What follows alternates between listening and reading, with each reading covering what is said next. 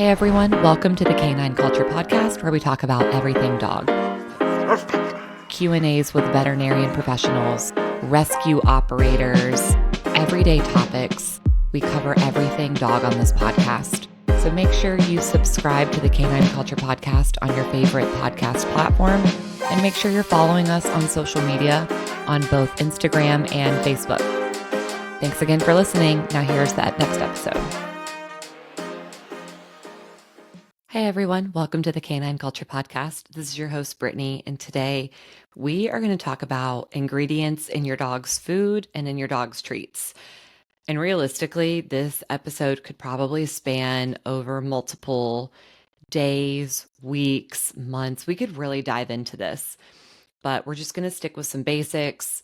Whether you are a first-time dog owner, you're a new dog owner, maybe you've had a dog for a long time, or maybe you are just getting curious about what's in your dog's food with respect to ingredients. So we're going to kind of categorize these into a couple different areas. So we've got different preservatives to be on the lookout for, sweeteners, general ingredients, and then we're just going to talk about some foods that are just generally toxic that you might already know, but it's always a good idea to kind of refresh yourself on what your dog can and cannot have. So let's start with some of the preservatives you might see in dog food or dog treats. So a lot of preservatives, even though they might make your dog's food last longer, they are carcinogens. They can cause liver or kidney failure. More often than not, these are the same chemicals you will find in pesticides and antifreeze.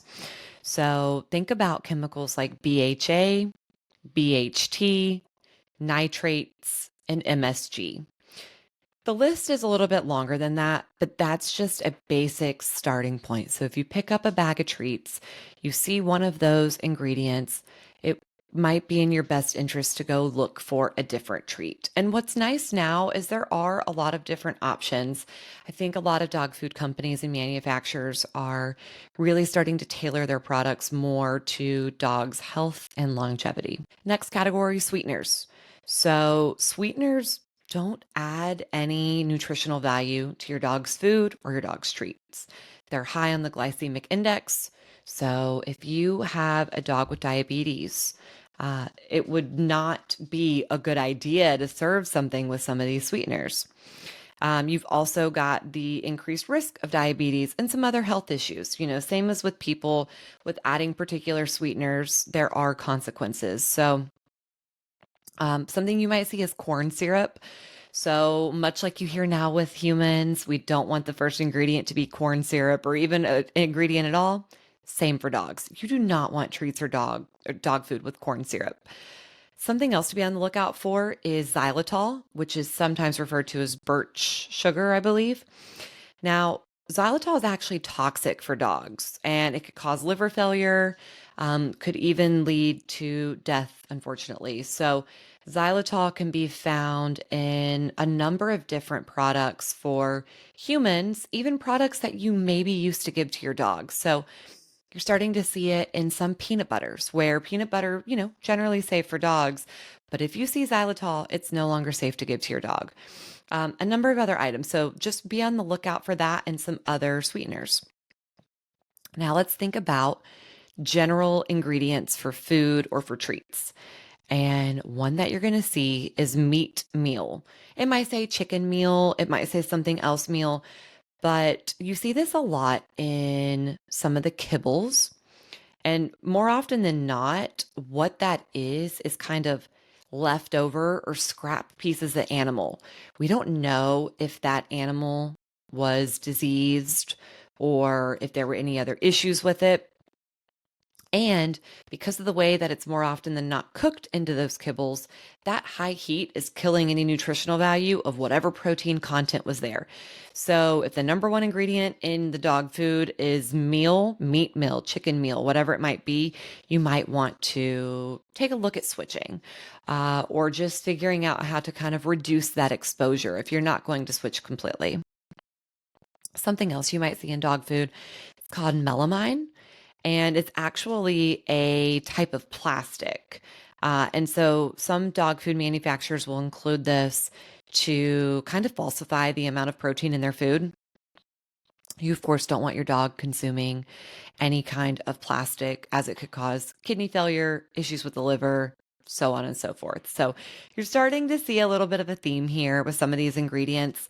And I would invite you to just look at the back of your dog's food and maybe Google some of those ingredients. Try to understand, if you don't know what it is, try to figure out, what is this? Does my dog need it? Is there any added value to this? Maybe start comparing labels. And not that you have to go organic or natural, or human grade or raw food. Certainly not saying that at all. I know it's not practical all the time.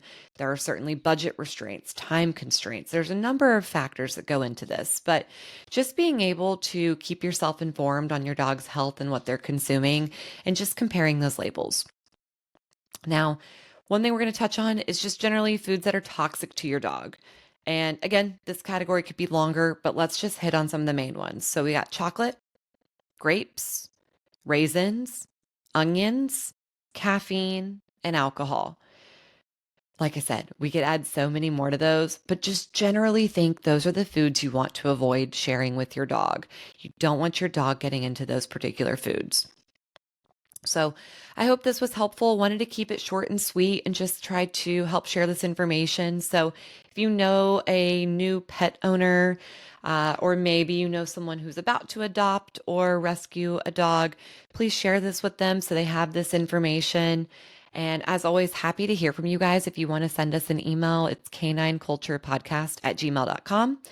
And we're on the social media platforms. We're on Instagram, Facebook, TikTok, LinkedIn, if you want to follow us on LinkedIn.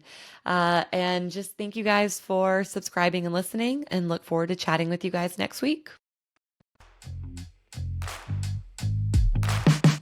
Thank you for tuning in to the Canine Culture Podcast.